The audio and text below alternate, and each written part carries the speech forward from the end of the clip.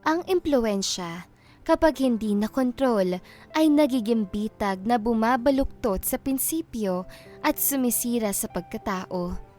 Tayo ang dapat humawak dito. Hindi ito ang hahawak sa atin. Dahil kapag ginamit sa kasamaan, ang impluwensyang ninyon ay magiging sanhi ng ating pagbagsak. Maaga nagpaalam si Cassandra sa ina na abala sa pagbubukas ng maliit na tindahan.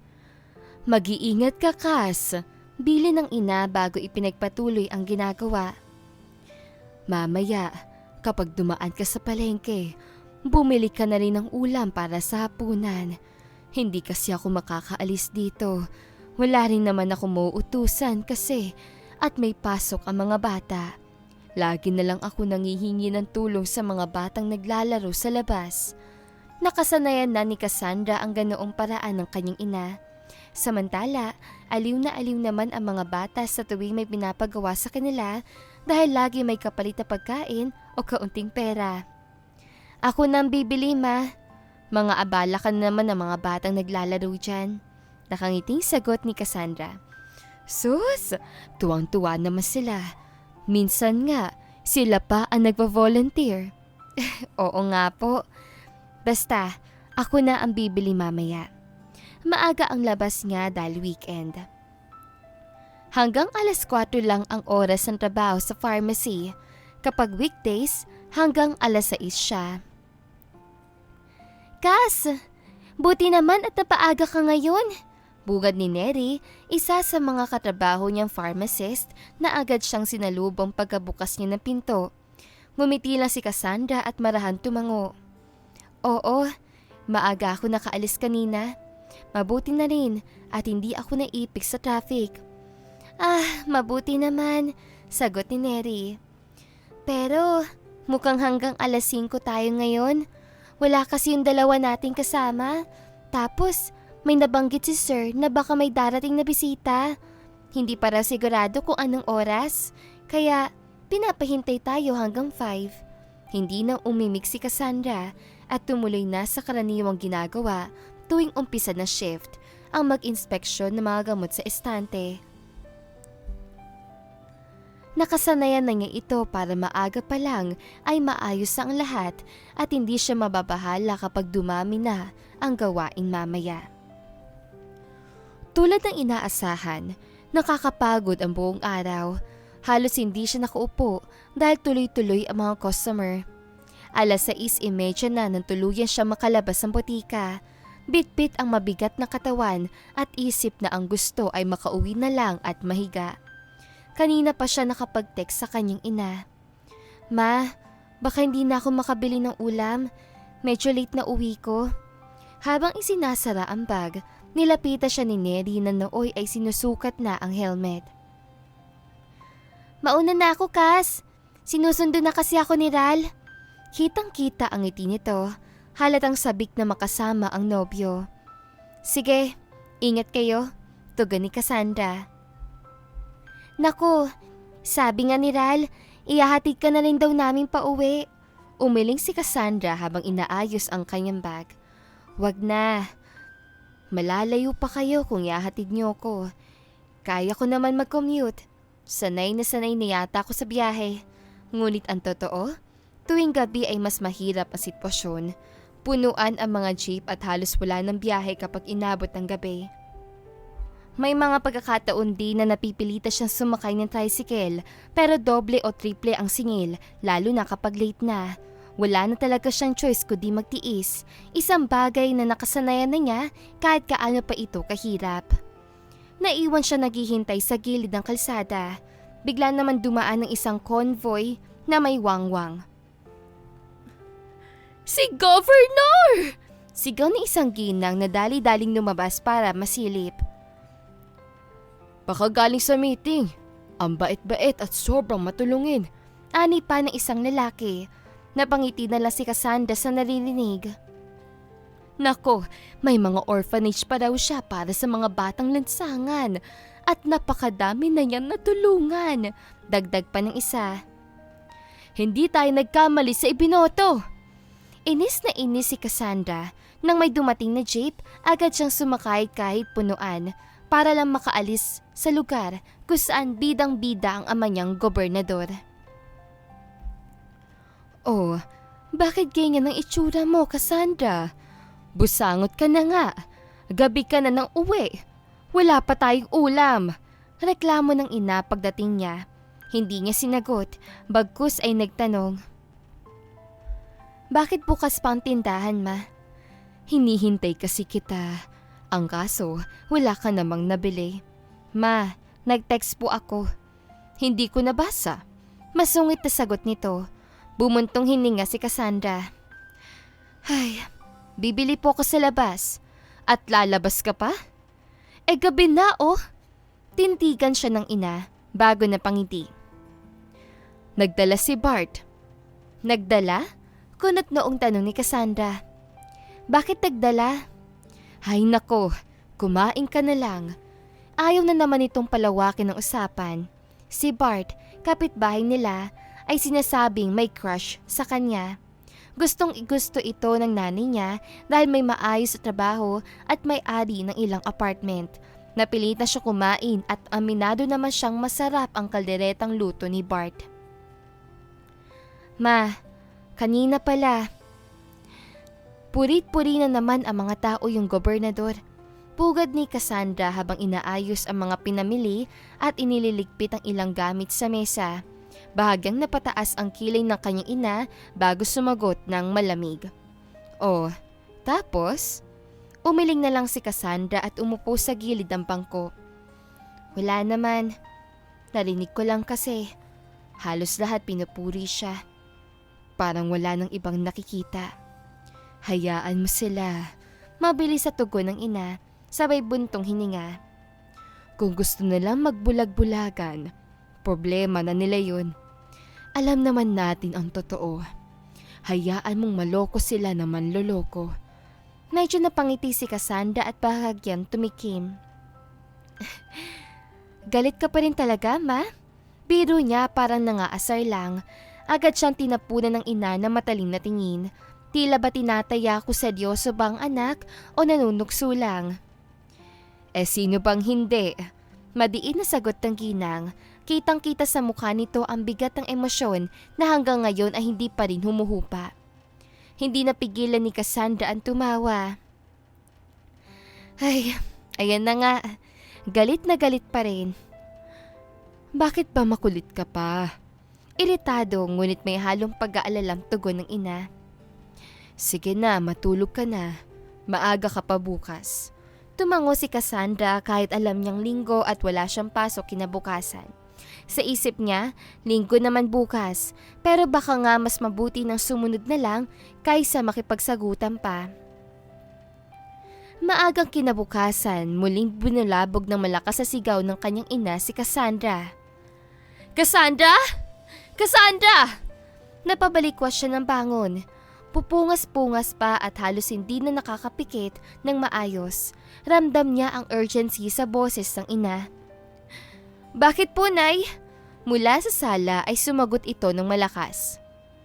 Nasa labas si Bart. Labasin mo nga, dali! Napakunot noo siya. Ha? Bakit siya nandito? Ang aga-aga naman. Bumuntong hininga siya at napasapo sa noo. Ay, nakaka-stress. Nagpatuloy ang kanyang ina. Halos nagmamadaling kumatok sa pintuan ng kanyang kwarto. Kanina pa siya dyan, anak. Kung ano-ano pa ang dinadala. Ayusin mo sarili mo at harapin mo ng maayos ang binatang yun. Baka mawala pa ang tagabigay ng ulam natin. Natatawan dagdag pa nito. Ma naman may trabaho ako ngayon. Hindi ko mahaharap yan. Palusot niya kahit alam niyang linggo at walang pasok. Wala kang takas, Cassandra. Linggo ngayon, kaya magbihis ka na. Sagot ng ina sabay tulak sa pintuan. Napairap siya at umungot. Mama! Reklamo niya halos bata ulit kung magsalita. Bakit ba ganyan na lang kayo kay Bart? Kasi naman. Paliwanag ng ina habang pumapasok pa sa kwarto na parang siya ang may-ari. Mabait yung binata.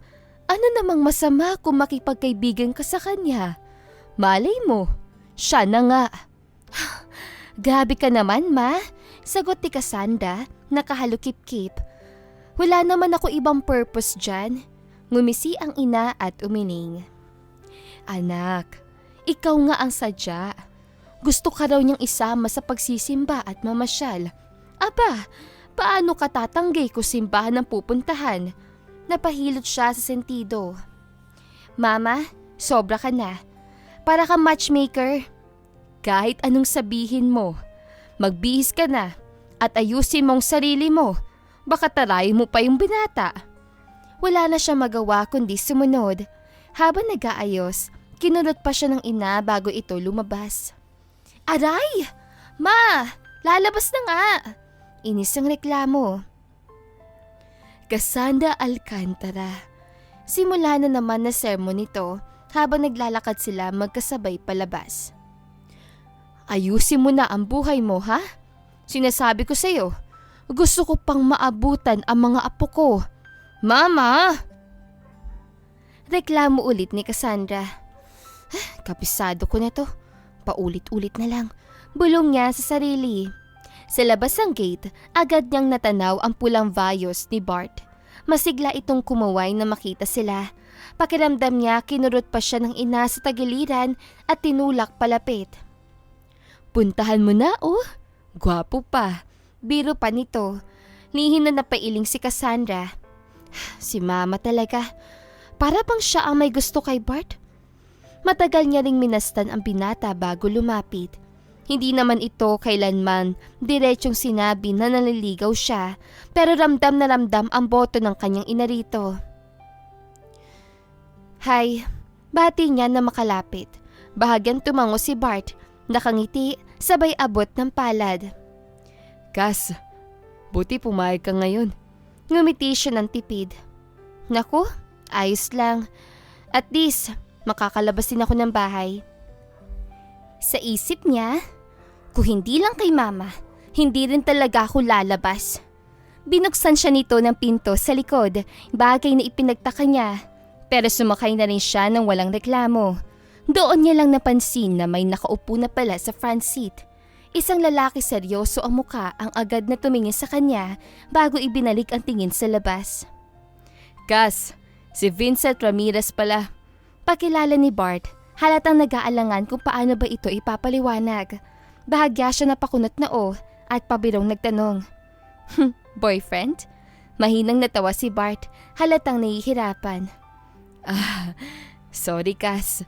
Pero bago pa siya makabawi, nagsalita ang lalaki sa harap, malamig ang tono. Yes, boyfriend. Got a problem with that? Nalaki ang mga mata ni Cassandra, hindi dahil sa gulat, kundi dahil sa tindi ng boses ito. Agad siyang umiling.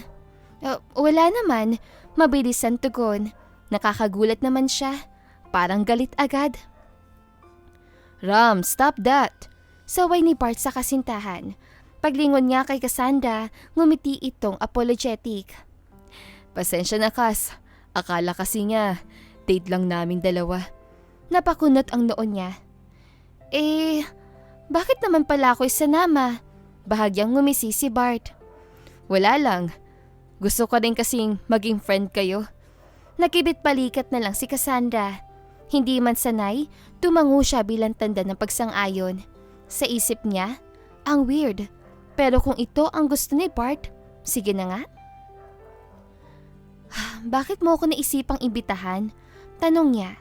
Tumingin muna saglit ang lalaki sa sinasabing boyfriend niya bago muling bumaling sa kanya. Wala naman. I just wanna be friends with you. Tumikim pa muna ito bago muling sumalyap kay Ramirez. Kung okay lang, naguguluhan man, tumango na lang si Cassandra. Oo naman. Wala rin naman kasi talaga siyang maituturing na malapit na kaibigan dahil masyado siyang tutok sa pag-aaral nang makakapagtapos ay sa pagtatrabaho naman.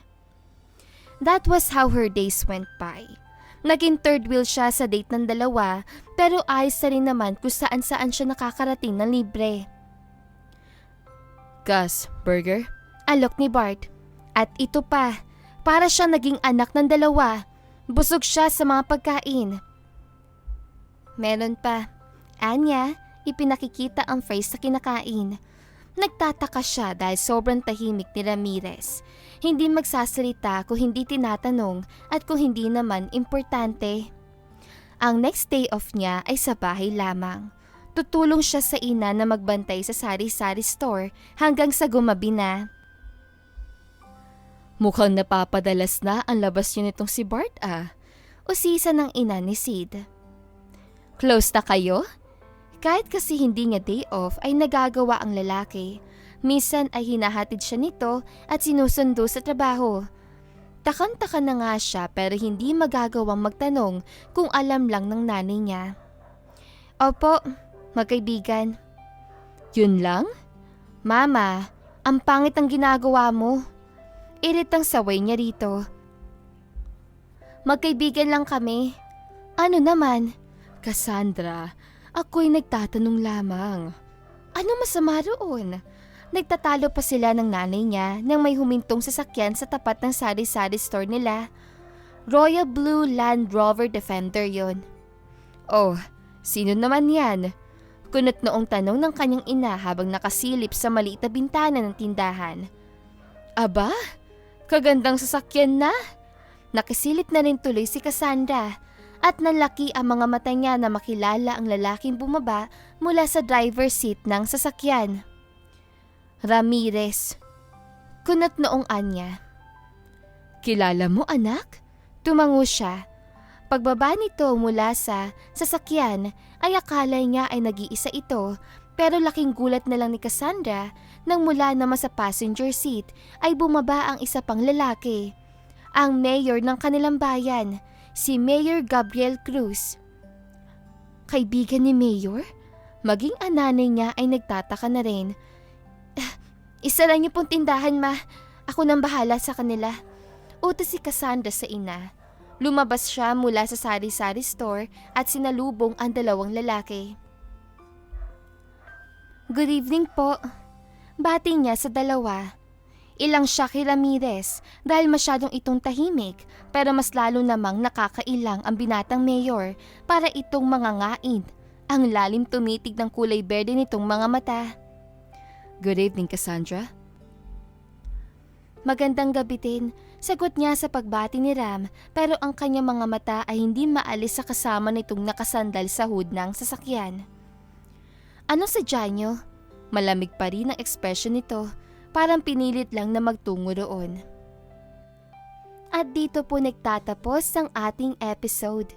Don't forget to like, share, and subscribe para updated kayo sa susunod na kabanata.